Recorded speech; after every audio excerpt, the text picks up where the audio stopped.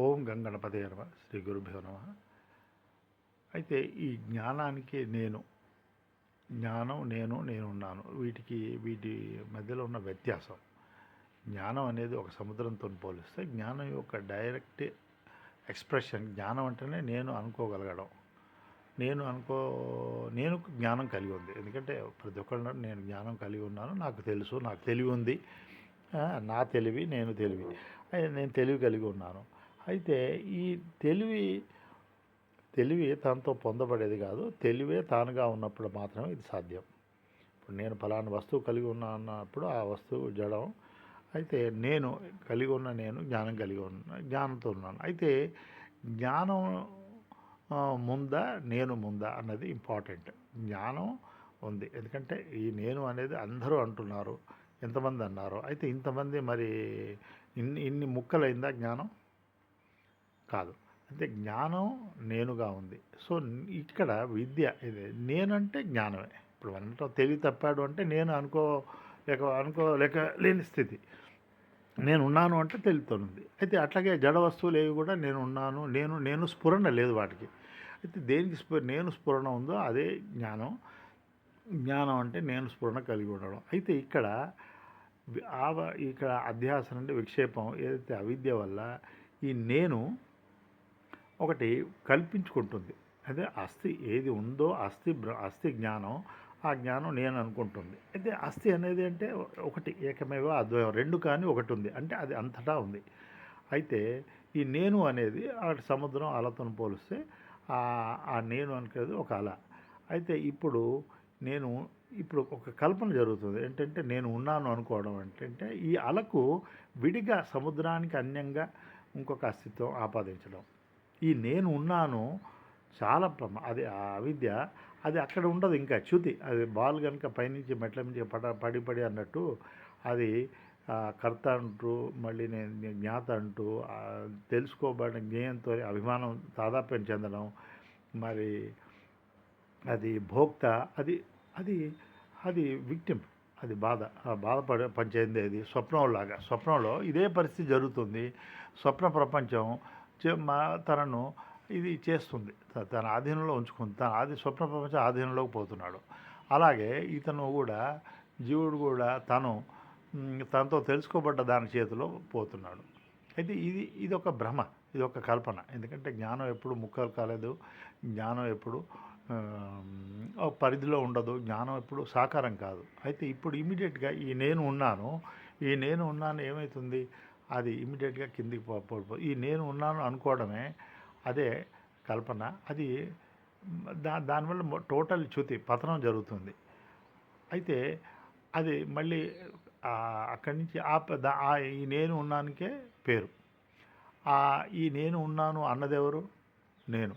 తెలిసిందెవరికి? నాకు. అంటే ఒక ఈ నేను ఉన్నాను కూడా అధిష్టానంగా ఉంది, సాక్షిగా. ఆ నేనుకు పేరు లేదు. ఆ పేరు లేని నేను వెంట ఉంచుకున్నప్పుడు పేరున్న నేను దాని ప్రతిబింబం కాబట్టి ఏ ఎక్స్పెక్టేషన్స్ కానీ ఏదైనా ఉండదు. ఒక నటుడు వేషధారి వేషాన్ని నివర్తిస్తూ బాధ్యతలు అన్నీ చేసుకుంటాడు. కానీ తను ముక్తుడవుతాడు. ఈ నటన పరంగా చేసుకుంటాడు. నటన కాగానే తన స్వరూపంలో ఉంటాడు. నేను అనేది జ్ఞానమే. జ్ఞానం నిరాకారం, నేను అంతటా ఉన్నట్టు. సో ఫ్రెండ్స్, ఈ జ్ఞానం ఈ కనెక్షను కరెక్టే. అది అలా సముద్రం, అది అటువైపు తిరిగినప్పుడు అది అనంతత్వం. అయితే ఈ నేను ఉన్నాను అనేది ఒక కల్పన. దీన్ని తాడు మీద పావులాగా, మరి ఎండమావుల్లో నీళ్ళలాగా, అంటే లేనిది. ఈ ఉపమానం ఏంటంటే లేనిది ఒకటి కల్పించుకొని ఇదే ప్రాణం పోయే టైంలో కూడా ఈ నేను ఉన్నాను డెఫినెట్గా మళ్ళీ స్వప్న సుషుప్తుల్లో లేదు, ఇది పడిపోతుంది. ఎప్పుడెప్పుడైతే పరిధిలోకి వచ్చిందో అది పడిపోతుంది, దానికి బాధ ఉంది. అయితే జీవితాంతం కూడా వృద్ధాప్యంలో ఈ నేనున్నాను పడిపోతుంది. ఆ వ్యక్తి స్పృహ ఉండదు.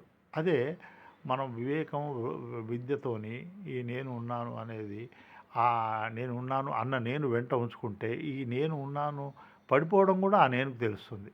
ఆ నేను స్ఫురణ ఉర్వారకమీయ బంధనాత్.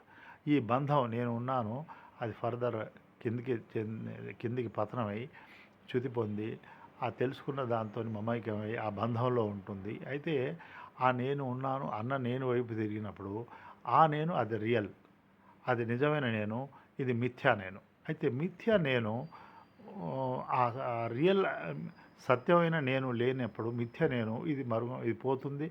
జీవుడు కూడా దాంట్లో ఆ సిల్క్ వార్మ్ అదే పట్టుపురుగులాగా దాంట్లో ఉంటుంది, ఒక అభిమన్యుడు పద్మవ్యూహంలాగా. అయితే ఈ నేను ఉన్నాను పేరున్న వ్యక్తి ఆ ఇంట్రాస్పెక్షన్ అంతరీక్షణ నేనెవరు. అయితే పేర్లే నేనున్నాను, మరి నేనున్నాను పలానా పేరున్నవాడిని, ఈ వ్యవహారం అంతా ఉంది, శరీరం దేహ ప్రాణ ఇంద్రియ మనోబుద్ధులు అవన్నీ ఉన్నాయి, జగత్తు ఈశ్వరాలు ఉన్నాయి, ఇవన్నీ లేనప్పుడు కూడా నేనున్నాను అంటే ఇది అటాచింగ్ అంటే దీన్ని కనెక్ట్ అవుతుంది, డిస్కనెక్ట్ అవుతుంది, కానీ నేనున్నాను. అయితే ఈ ఈ నేను ఇది ఏం తప్పు కాదు, కానీ వ్యవహారరీత్యా ఉంచుకోవాలి. కానీ ఇదే నేను అనుకోవడం ఆ భ్రమతోని ఈ విశేష జ్ఞానం అది ఎప్పుడు ఆధీనంలో ఉంటుంది, టైం ఆధీనంలో. అది ఒకప్పుడు ఉంది లేదు కాబట్టి అట్లాగే ప్రాణం పోయే టైంలో కూడా మరి అది ఆ స్పృహ కోల్పోవడం అవుతుంది.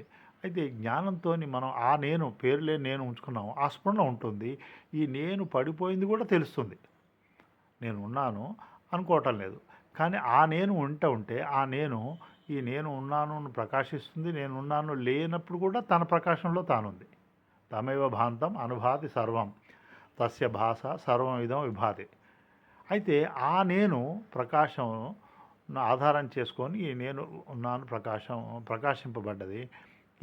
ప్రకాశింపబడ్డది ఉంటుంది పోతుంది, కానీ ఆ నేను లేకుంటే ఈ నేను ఒకప్పుడు ఉంటుంది పోతుంది. ఎట్లాగైతే స్వప్న సుషుప్తుల్లో మరుగుపడుతుందో ప్రాణం పోయినప్పుడు కూడా ఇంకా స్పృహ లేకుండా పోవడం, మళ్ళీ జన్మకు అది మళ్ళీ బీజం. సో ఈ నేను ఉన్నాను ఏదైతే పేరు కలిగి ఉందో దానికి ఆ మూలాధారమైన నేను అనేది అది. ఆ నేను చైతన్యం ఒక డైరెక్టే. నేను అనుకోగలగడమే జ్ఞానం. జడం ఎప్పుడు నేను అనుకోలేవు. సో ఇది ఇది ఇది very very important. So that ఈ జీవ స్ఫురణ సత్యం వైపు, సత్యాత్మ అది ప్రత్యేగాత్మ వైపు తిరిగినప్పుడు ఇది మనకు జీవోద్ధారణ. అది ప్రత్యేగాత్మ, అది పరమాత్మ అంశం కాబట్టి అటువైపు మళ్ళీ టర్న్ అయ్యి తన హయ్యర్ తన స్వస్వరూపం పొందే అవకాశం ఉంటుంది. హరి ఓం.